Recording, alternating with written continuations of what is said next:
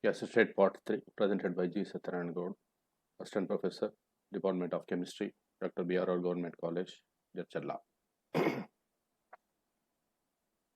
In this lesson, we discuss about the relation between van der Waals constants and critical constants, liquefaction of gases, Lind's method of liquefaction of gases. In gas state part 2, we have discussed about the critical temperature Tc, critical pressure Pc, critical volume Vc from Andrews isotherms of carbon dioxide. We have defined these terms. Critical temperature means the minimum temperature above which gas cannot be converted into liquid state by applying the pressure. For carbon dioxide, the critical temperature is 30.98 degrees centigrade. Critical pressure means the pressure exerted by a gas at critical point or critical state. Critical volume means the volume occupied by 1 mole of gas under critical temperature and critical pressure. So this critical temperature, critical pressure, critical volumes are represented by Tc, Pc and Vc respectively. Tc, Pc and Vc are called as critical constants. These concepts we have discussed in last class. This is gas state part 2. Now you see the values of Pc, Vc and Tc for different gases. Hydrogen Pc is 12.8 atmospheres, Vc is 65.5 into 10 power minus 3 liter mole inverse, Tc in Kelvin 53 Kelvin. Helium 2.26 atmosphere Pc. Its critical volume is 57.9 into 10 power minus 3 liter mole inverse. Critical temperature is 5.2 Kelvin. For nitrogen, 33.5 atmospheres is the critical pressure. Critical volume is 90.1 into 10 power minus 3 liter mole inverse. Critical temperature is 126.2. Oxygen 50.1, 782 into 10 power minus 3 and 154.8 Kelvin. Carbon dioxide 72.8 atmospheres is a critical pressure. 94.0 into 10 power minus 3 liter mole inverse is a critical volume. 304.2 Kelvin is its critical temperature. Ammonia 111.5 is a critical pressure. 111.5 atmospheres is a critical pressure. 72.5 into 10 power minus 3 liter mole inverse is a critical volume.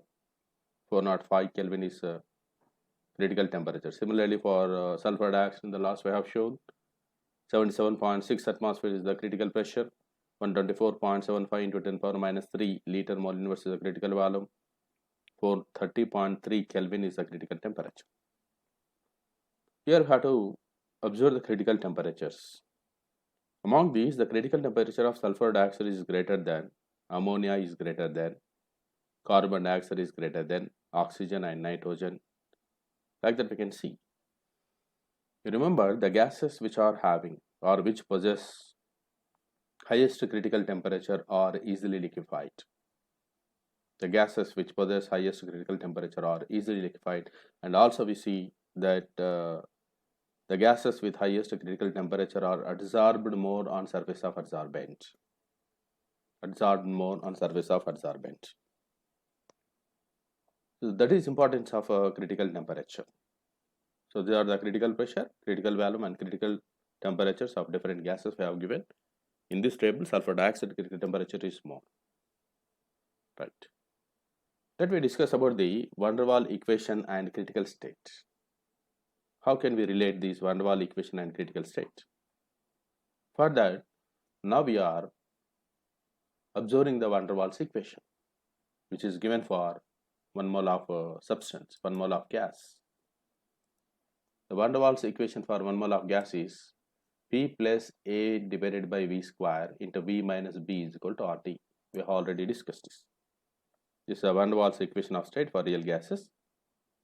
This is given for 1 mole of gas. Just to expand these brackets, remove those brackets and multiply the first and second factors. And multiplication, you can see P into V first and next minus P into B. P into B. Okay. Next, plus A by V square into V. Got it? A by V square into V, that is A by V, plus into minus minus AB divided by V square, that is equal to R2. Just we are expanding this equation.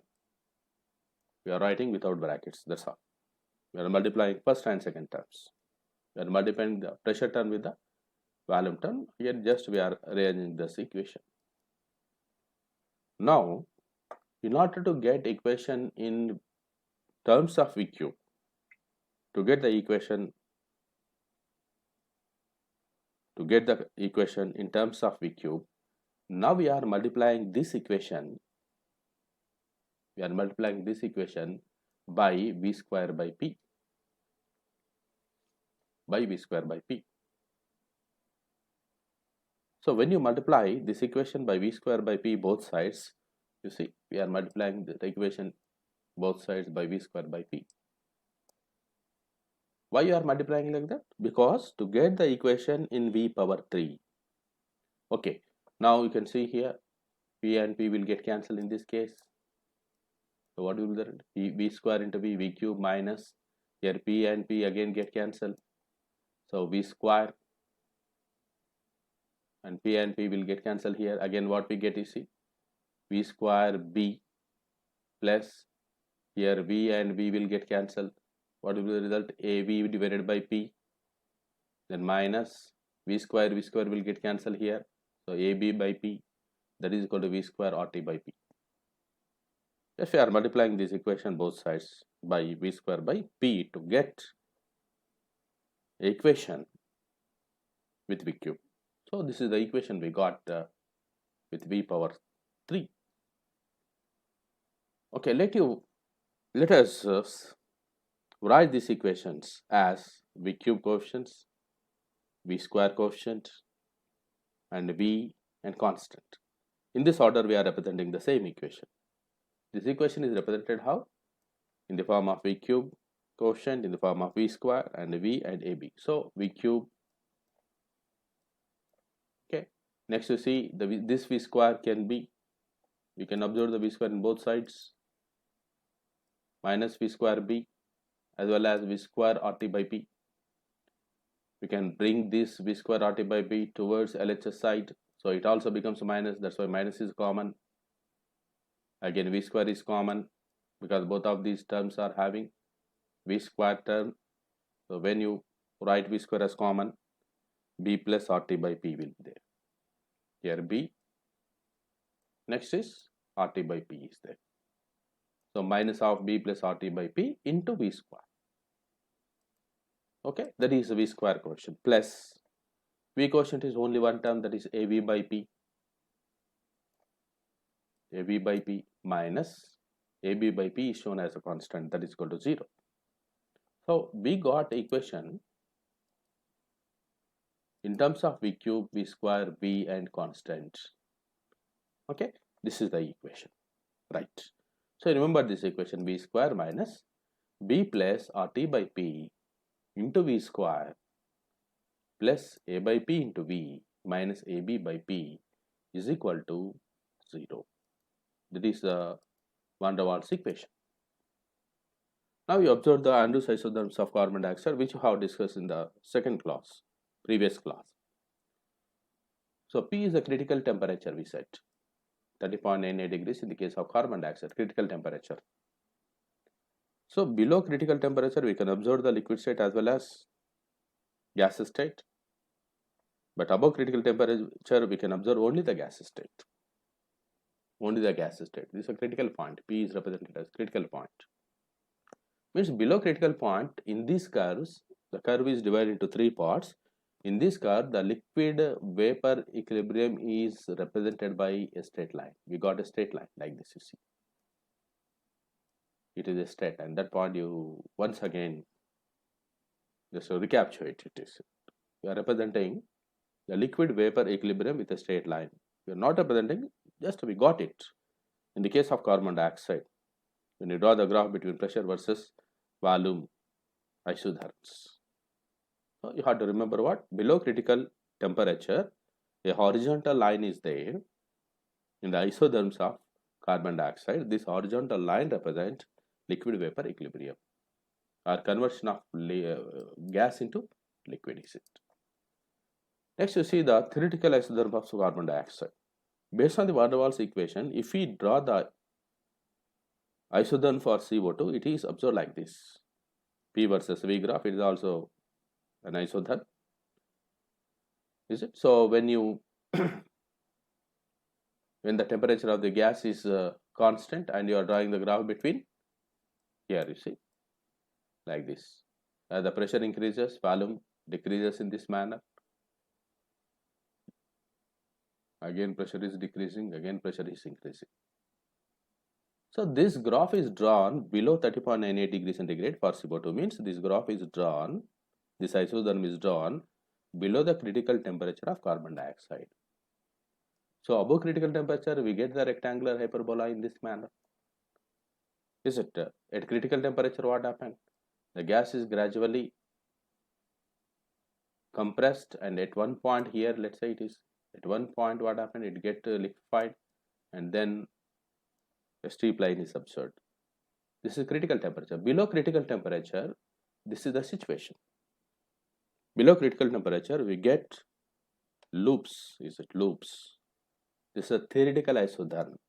What was the previous? It is experimental isotherms of CO2, where the liquid vapor equilibrium is or conversion is represented by horizontal line. Horizontal line. But here, that is replaced by a curve. Loops, is it? Two loops we can observe. Okay. So are you observing the difference between the theoretical isotherms of CO2 as well as experimental isotherms of CO2 or not?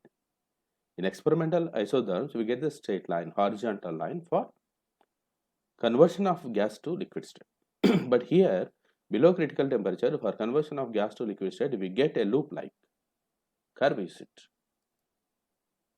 There is a major difference. Next, you see again the van der Waals equation, which we have obtained after multiplying the van der Waals equation by V square by P. So this is the equation we got in terms of V power 3. Okay, so this is the cubic equation of the variable containing variable V.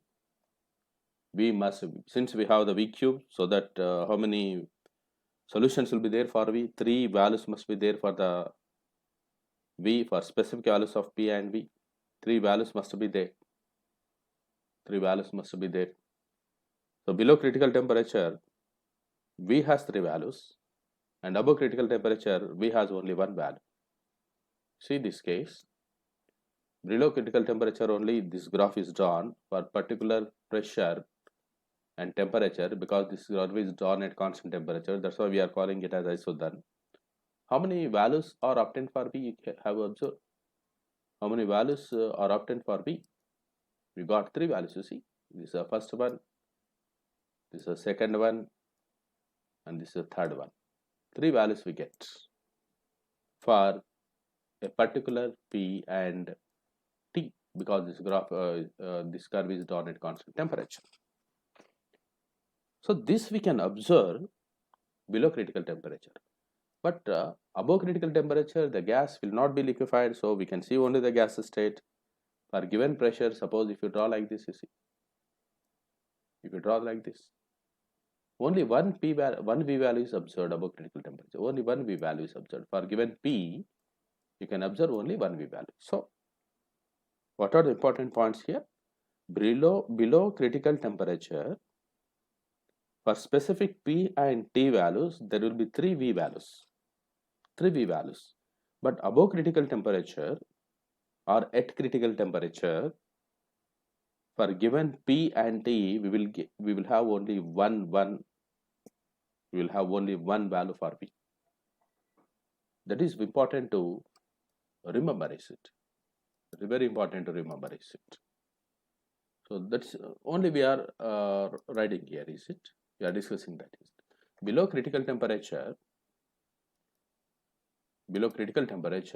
V has 3 values, right? and above critical temperature we has only one value for corresponding pressure temperature. So these theoretical curves are differing from what? Experimental isotherms. How? The difference is the experimental curve possesses horizontal portions and the theoretical curve possesses a continuous two loop curves. Correct or not? This experimental we got only horizontal portion. Horizontal portion you can see here, this one. Okay, but whereas in the theoretical you will get what? Two loops curve is it. This is a one loop, let's say, and this is a second loops. Two loops curve we get, is it? Okay, so that is the difference between the experimentally obtained isotherms of CO2 and theoretically obtained isotherms of CO2. Okay, as temperature increases, the length of the curve decreases and becomes a point at critical temperature. Now this is called as critical point. Yeah. Means you see in this case, suppose if you have drawn a graph at higher temperature, somewhat higher temperature than this, if you draw the graph will be like this, is it? The graph will be like this. Is it? Next, some more higher temperature like this. Some more higher temperature, we are drawing the graph, so we will get like this, is it? Means you can see the distance of the loop is gradually decreasing. The distance of the loop is gradually decreasing, and it becomes only one point. Here it is one point at critical temperature. Above critical temperature, we have the rectangular hyperbola shape. So this is the critical temperature Tc. It represents the critical temperature at critical point P. Let's say P, critical point P. So below critical point, what is happening? As the temperature increases, the distance of the loops or the length of the loops gradually decreasing. At critical point, what happens? All these points, 3 points, are gradually merging into only one point. Did you see the value of this one for given P? How many values are there? You see, again 3 values. Here 1, next 2, next 3. Gradually, the distance between these points are decreasing. Here also you can see that. Okay, like that, you can see about, we can observe this. As temperature increases, the length of the curve decreases and it becomes a point at critical temperature. Now that point P is called as critical point. So at critical point, only one value is observed for volume. So V becomes equal to Vc. How we have defined the critical volume? The volume occupied by 1 mole of gas under critical temperature and critical pressure. So at critical point, the volume of the gas becomes equal to Vc. Now let me derive the relation between the critical constants and van der Waals constants. Tc, Pc, Vc are called critical constants and A and B are called van der Waals constant. Again, we are obtaining the equation for, we are considering the equation for 1 mole of real gas. It is a van der Waals equation of state for 1 mole of real gas. Okay. So this is the equation number 1. Already we have seen V cube minus V plus RT by P into V square plus A by P into V minus AB by P is the van der Waals equation for 1 mole. So at critical temperature, V is equal to Vc. At critical point, what happened? Volume will have the only one value, that is Vc. Or we can write this V minus Vc is equal to 0. Just you bring it, shift here. V minus Vc is equal to 0 or V minus Vc cube is equal to 0. Because the van der Waals equation is represented as in terms of V cube. To get in terms of V cube again at critical point, we are taking the cube value, power 3 value of this V minus Vc. So V minus Vc power 3 is equal to 0. Now we expand it, A minus B whole cube like that. We get V cube minus 3Vc V square plus 3Vc square V minus Vc cube is equal to 0. Here we got another equation. So this equation is also a cubic equation. That's cube equation of V. So equation number 1 is a cube equation of V, which is obtained from the van der Waals equation of state. Now at critical point also we are writing the equation of V with the V cube terms and V square and V and constant. Okay, now the van der Waals equation at critical point you have to write based on this. You see V cube, okay, V cube is there. Now we are comparing 1 and 2. V square term, yes, V square term is there. What is quotient of V square here? 3VC. Means it is a critical term. VC is there in the critical value. So V square term is coinciding with V square. So 3VC is nothing but, it is nothing but what? B plus RT by P. 3VC is equal to B plus RT by P. Means this 3VC term concerned to the critical phenomenon. That's why B plus RT by P is also concerning the critical phenomenon. It is also concerned with the critical phenomenon or critical point. Means what are the variables present in this B plus RT by P? B is a constant, R is also constant. T and P are only the variables. That's why we are writing this T as TC and P as PC. Because now the gas is present under critical point. That's why we are applying the critical constants here for the variables temperature, pressure and value. So V square terms we are observing. The quotient of V square is VC. It is containing 3VC, means it represent the critical volumes. That's why this term also related with the same, but the variables which are present in this term should be represented as critical constants. So V and R the constants, T and P we are writing how TC by PC. Similarly, you see in the next one, V and V is there. So A by P, instead of A by P, what is here you see? 3VC square. It is also critical. It is also critical constant, representing a critical constant, square of critical constant. So 3VC square is representing what here? A by P. So what is the variable? A is the constant, P is the variable here. Available variable is P. That's why we are writing P as PC. Okay. Next, AB by P is a constant here again. This is another term, last term AB by P. What is here? VC cube. So this is also critical. This is also representing a critical volume, power 3.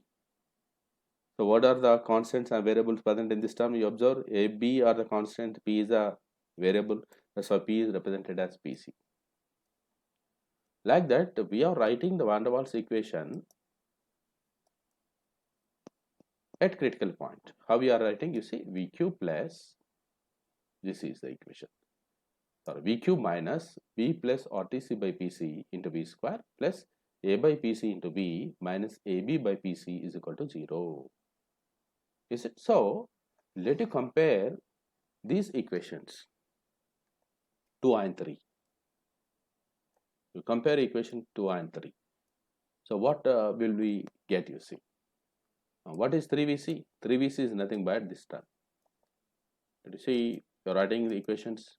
We are comparing the V cube coefficients, V square coefficients, V coefficients, and also constants. So V cube, there is no only one is the coefficient for V cube in both of these equations. Only one is the equation. But now you compare the V square coefficients. 3VC is there. Here it is. Both of them are minus B plus RTC by PC. So 3VC is equal to B plus RTC by PC. This is equation number 4 we got. We are comparing which terms and the quotients of V square. Right. Next, we compare the quotients of V now. What is the quotient of V here? It is A by PC. What is the quotient of V? 3VC square. Is it? Are you observing or not? 3VC square is equal to A by PC. So 3VC square is equal to A by PC. This is equation number 5. How we got it? By comparing the quotients of V. Next you see another term, constant. What is the constant here? AB by PC. It is not having any multiple of multiplied with. It is not having any multiplication with V term. So this is considered as constant AB by PC. Here, what is the term again? VC cube. So both of them are minus. Are you observing or not? That's why AB by PC is equal to VC cube. We can write AB by PC is equal to VC cube. Correct or not? AB by PC is equal to, yes. AB by PC is equal to V. This is nothing but comparing the constants. Comparing the constant. Like this, compare the V square coefficients. We get 3VC is equal to B plus RTC by PC. Compare the V coefficients. We get 3VC square is equal to A by PC. Compare the constants. We got VC cube is equal to AB by PC. They are the equation number 4, 5, 6 we are representing. Right. Now, from equation number 5 and 6, you see, equation number 5 and 6, it is representing 3VC square, whereas this is representing VC cube. That's why let you divide VC cube divided by 3VC square in order to get VC. Because V square will get cancelled, we will have only one VC left over as left remaining part. So VC cube divided by 3VC square is equal to, now AB by PC divided by, it is A by PC actually, but this equation is present in the denominator. That's why we are writing how PC by A. So here A and A will get cancelled, right? This is VC square and VC square will get cancelled. PC and also get cancelled. Now VC becomes equal to 3B. VC becomes equal to 3B, correct or not? Is it? So PC get cancelled. A also get cancelled. Here VC square and VC square will get cancelled. Finally, we get VC is equal to 3B. We got the relation between the van der Waals constant and one of the critical constant VC. VC is equal to 3B. Okay. Now you substitute this VC value in equation number 5 here, because we got this VC. When you substitute the VC value in this equation, so that you will get equation for PC. So 3VC square, 3 into VC square. VC is obtained as 3B, that's why it is 3B power 2, whole power 2 is equal to A by PC. That's why PC, just you interchange the position PC and 9B square. So now PC becomes equal to A by 27B square, because 3 square is 9, 9 into 3, 27. So PC is equal to A by 27B square. This is another critical constant PC and having the relation with A and B. Next, you substitute a VC and PC in equation number 4. What is the equation number 4? VC cube is equal to AB by PC. Is it? VC cube is equal to AB by PC. Is it correct or not? Equation number 4, sorry. 3VC is equal to B plus RTC by PC. We are substituting both this VC and PC values in equation number 4. So this is the equation number 4. 3 into VC is 3B, that is equal to B plus RTC. What is PC? A by 27B square. It is there in the denominator, that's why we are writing 27B square by A. So 3 into 3B is 9B actually, but here A is there. You are writing as LCM A. So multiply with A, and multiplying with A, this will be 9AB is equal to A into B, AB plus 27B square into RTC. So you shift this AB toward this side, we get 8AB is equal to 27B square into RTC. Correct or not? So finally what we get? You can write equation for this TC. TC is equal to 8A. Is it B? One of the B will get cancelled here. So TC is equal to 8A divided by 27 or B. Like that, VC is equal to 3B, PC is equal to A by 27B square, and TC is equal to A by 27 RB. So these equations represent the relation between the critical constants and van der Waals constants. They are VC, PC and TC. Just you remember these are very, very important equations. Okay. Next, like this we can derive the equation. equations which gives the relationship between the critical constant and van der Waals constant. How we have derived, you see, just we have obtained, we are writing the equation for 1 mole of real gas, 1 mole of real gas, and multiplying with how we multiplied, you see, v square by p both sides, so that we get equation for v cube. After getting the equation for v cube, is it at critical point, now you consider volume will have only one value, that is Vc. So V is equal to Vc, or V minus Vc is equal to 0. So take the cube value of this equation and expand it. The equation number 192 are there, is it? So based on this equation number 192, now you write equation for critical point, equation of the gas for at critical point. After writing the equation for the gas at critical point, now we compare 2 and 3.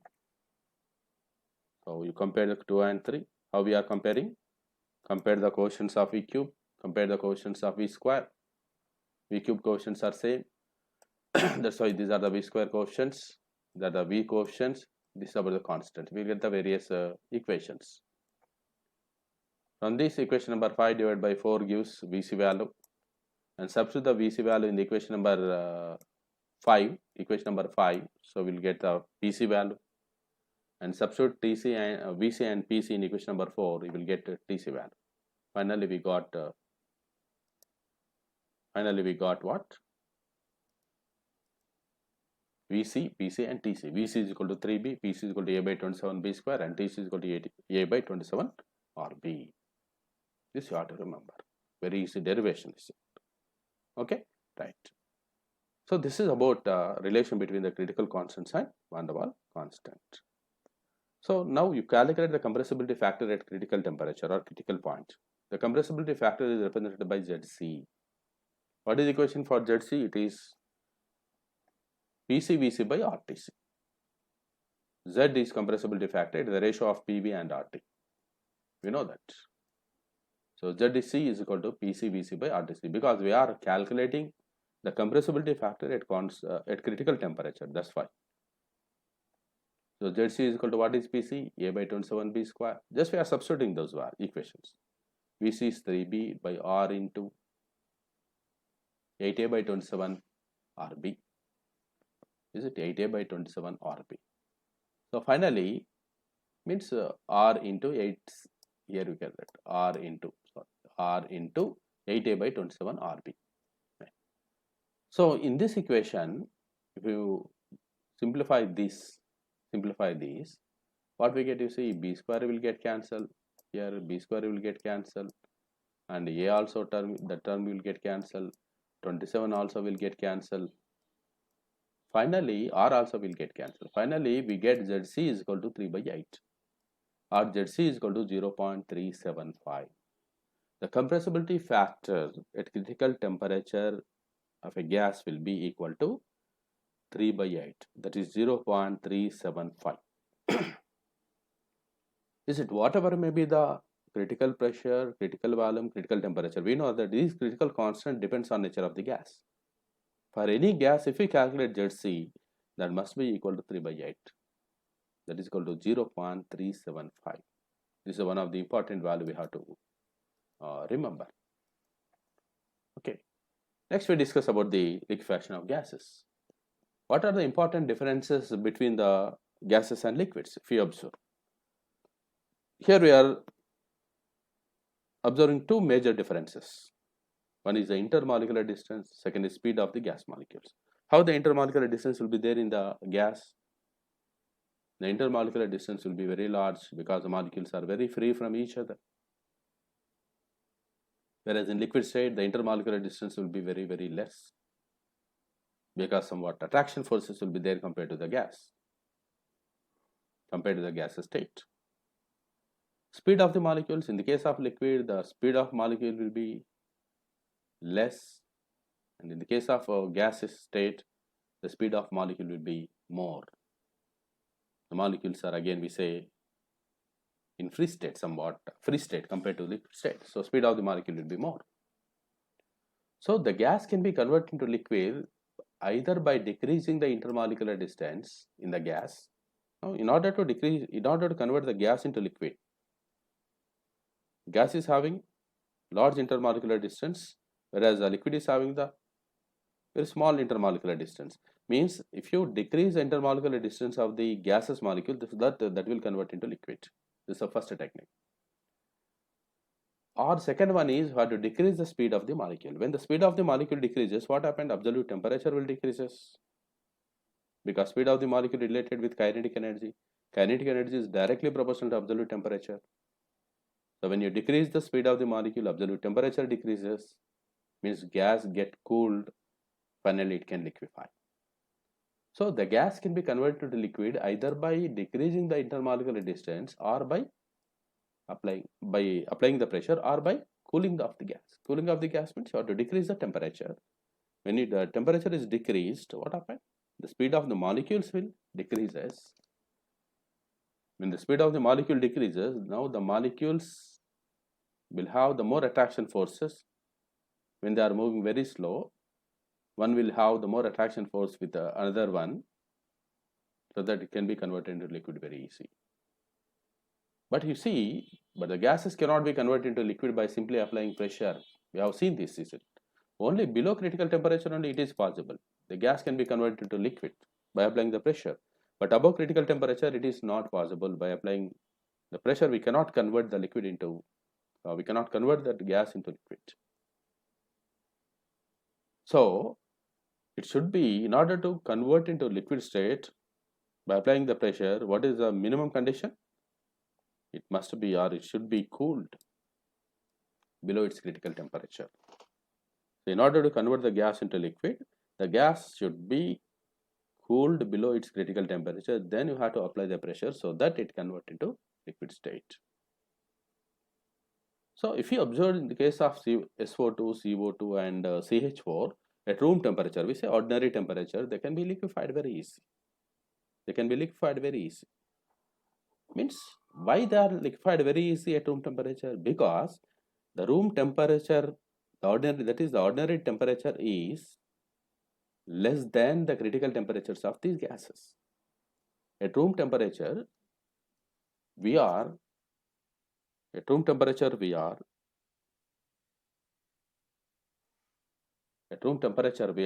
converting these gases into liquids. It is possible. Means how it is possible? It is possible by because room temperature is lesser than the critical temperature of these gases. That's why it is possible to convert these gases into what we say liquids at room temperature. So what is meaning of permanent gases here? Permanent gases mean the gases like H2 and hydrogen and helium, oxygen, N2 that cannot be liquefied at room temperatures. Simply by applying the pressure, it is not possible to liquefy these gases, is it? So, in order to liquefy these gases, is it they must be cooled to the below the critical temperature or cooled to the critical temperature. But this critical temperature of gases H2, helium, hydrogen, helium, oxygen and nitrogen, which is very less than the ordinary temperature. The critical temperature of these gases is very less than the ordinary temperature. Is it means ordinary temperature is somewhat higher than the critical temperature of these gases. That is the meaning. So that what happened, the nitrogen, oxygen, hydrogen, helium, they will always exist in the gaseous state only at room temperature. They cannot be converted into liquids. That's why the nitrogen, oxygen, hydrogen, helium, these are called as permanent gases at room temperature. At room temperature, they cannot be converted into liquid because the room temperature is somewhat higher than the critical temperatures of these gases. That's why they will exist only as gases, cannot be converted into liquid state. That you have to remember. That's why these gases are called as permanent gases. Now, in order to liquefy the gases, what are the principles involved? So there are the principles involved. Joule-Thomson effect 1, evaporation of volatile liquid under low pressure, or work done by the gas in adiabatic expansion and adiabatic demagnetization process. These are the principles. Based on these techniques, we can liquefy the gases. Is it? Now we discuss the Joule-Thomson effect. Let me discuss about the Joule-Thomson effect. What is meaning of Joule-Thomson effect? We'll also learn about this in thermodynamics. But we see what are the primary concept of Joule-Thomson effect. It is a phenomenon of decrease in temperature of the gas when that gas is allowed to expand from high pressure region to low pressure region under adiabatic conditions.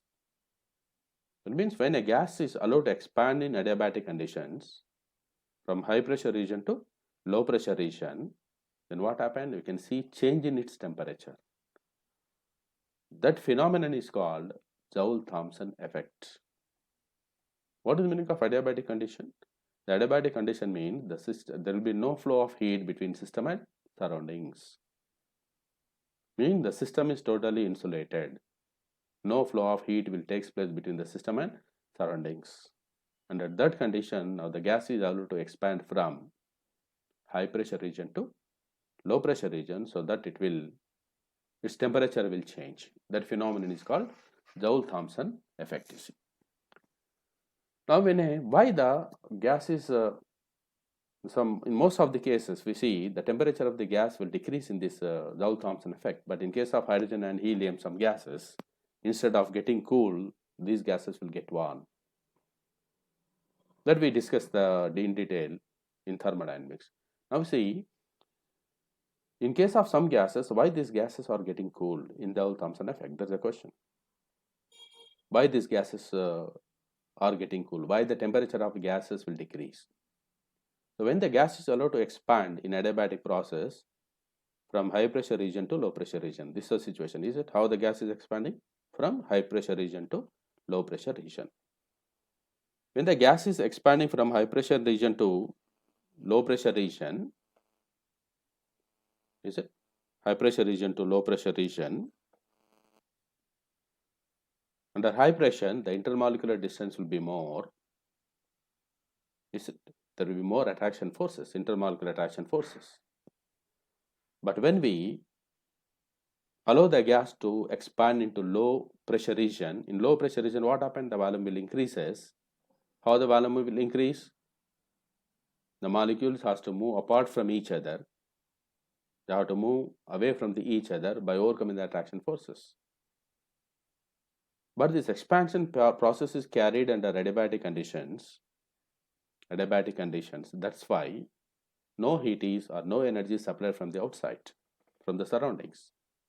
So in order to overcome the attraction forces in the expansion process, in order to overcome the attraction forces in the expansion process, the molecule, the gas will spend its own kinetic energy. Means the expansion will take place at the cost of kinetic energy. So that what happened, the internal kinetic energy of the gas will decreases. But we know that the kinetic energy is directly proportional to absolute temperature. When the kinetic energy decreases, temperature also decreases, means the gas will get cooled. There is a concept. So when the gas is present under high pressure, the molecules experience more forces of attraction. When it is adiabatically expands into low pressure region, the intermolecular distance decreases. For this, molecule must do some work to overcome the intermolecular attraction forces. So this is done at the expense of kinetic energy. But average kinetic energy is directly proportional to absolute temperature. Since the kinetic energy is decreasing, what happened? The temperature of the gas will fall. So this phenomenon is called, what do we say? Joule-Thomson effect. We call it as Joule-Thomson effect. This is the reason why the temperature of gas will decrease in adiabatic process expansion. So here we have to talk about the inversion temperature. Every gas will have the inversion temperature. You see, we have discussed about the Boyle's temperature, the temperature at which the gas obeys the Boyle's law. We have discussed the critical temperature, the temperature above which the gas cannot be converted into liquid even though by using the high pressure. Now this is the critical temperature, third type of temperature. So for every gas, there is a particular temperature. Every gas will possess this particular temperature. What is the temperature? So the adiabatic expansion will rise its temperature below. Is it the temperature above which what happened? This is a particular temperature above which the adiabatic expansion will rise its temperature, and below that particular temperature, the adiabatic expansion will lowers the temperature. Now that particular temperature is called inversion temperature. Is it? What is the meaning of inversion temperature? The temperature above which the adiabatic expansion rises the temperature, and below which the adiabatic expansion decreases, lowers the temperature. That particular temperature is called inversion temperature. Every gas will have its characteristic inversion temperature. So you can see the Joule-Thomson equation given here. T1 minus T2 is equal to 0.276 into 273 square by T1 square into P1 minus P2. We know that the initial pressure, the gas is expanding from high pressure region to low pressure region. What happens? So initial temperature is more and final temperature is now it is less. So greater the P1 and P2 difference, greater will be the difference in T1 and T2. That you have to observe. In Joule-Thomson effect, greater the difference of the pressure of the gas, initial and final pressures, greater will be the difference in the temperatures. That is the initial temperature and final temperature. This P1 and P2 will influence T1 minus T2. P1 minus P2 will influence T1 and T2. What are P1 and T1? That are the pressure and temperatures in the initial state, that is before expansion. What are P2 and T2? That are the pressure and temperatures of the gas after expansion. Now we see the Lind's method of liquefaction of gas. Here we have represented, we have given the diagram of the Lind's apparatus. In this what happened? The dry air will be passed from this path. The dry air is passed and it is compressed under high pressure up to 200 atmospheres. When you come by the adiabatic process only, we will compress. How the compression is taking place? By adiabatic process. When the gas is compressed in adiabatic process, what happens? The heat will be produced. So in order to remove that heat, now this air is passed into through the tube which is surrounded by the water circulation. So that what happened? Gas will be again get cooled, brings to the normal temperature. Here water circulation will be there in this part. After compressing, what happened here? The temperature will increase. The temperature will increase in order to remove the heat generated. Now this gas is allowed to pass through the tube which is surrounded by the circulation of water. Now it is passed into the spiral tube of 100 meters length. It is passed to the spiral tubes of 100 meters length. Like this it is. Spiral tube. Lengthy tubes will be there in this one. Finally, the gas will, after traveling the more distance, means here when the distance of the tubes are increasing, what happens? The gas will get expands. Initially, the gas is present under high pressure. Now it is allowed to pass into the spiral tube of some hundreds of meters length. So in this, what happens? The gas will expands by adiabatic process, so that it will get cooled and finally releases from this valve. It will release from this valve, so that it will travel again in this path. It will travel again in this path upwards.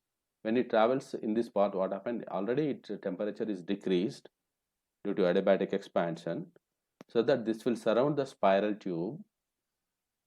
Further, the gas which is present in the spiral tube will get cooled. Again, this gas which is releasing from the valve, already it is present under lower temperature. Now it is passing in upward direction, which is by surrounding the spiral tubes. So the gas which is expanding in the spiral tubes again will get cooled. Further, its temperature will decreases. So the cooled gas will be passed to the compressor, and repeatedly it will be passed in this manner, so that the temperature of the gas will decreases in every step. Finally, it will convert into liquid air. So that is the experiment. So dry air freed from the dust particles is compressed under 200 atmospheres under adiabatic condition. So that what happened, heat is released and removed by the cooler, water cooler. Then the air is passed to the spiral tube. Here it will be passed to the spiral tube. The air will be passed to the spiral tube. Here spiral tube, hundreds of meters length, and finally reaches to low pressure state and releases from the wall to get cooled. Here it will releases.